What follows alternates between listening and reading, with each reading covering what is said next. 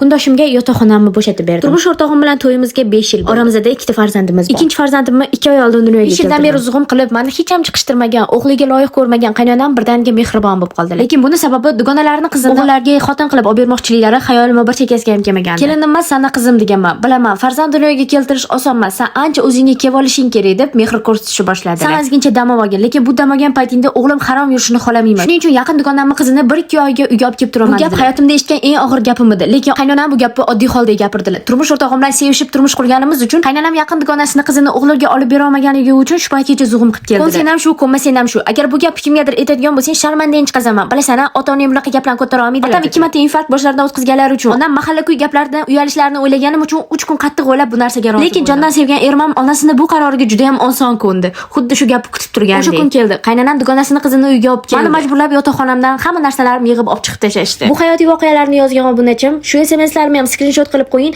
Odamlar prosmotr uchun yolg'on gapiryapti deb o'ylashmasin deganlar uchun Instagramga bor haqiqatlarni skrinshotlari bilan qo'ydim. Ovozimni qancha tezlashtirsam ham voqeaning hammasi bu videoga sig'madi. Menga obuna bo'lib qo'ying. Oxiri qanaqa tugaganini keyingi videoga qo'yaman.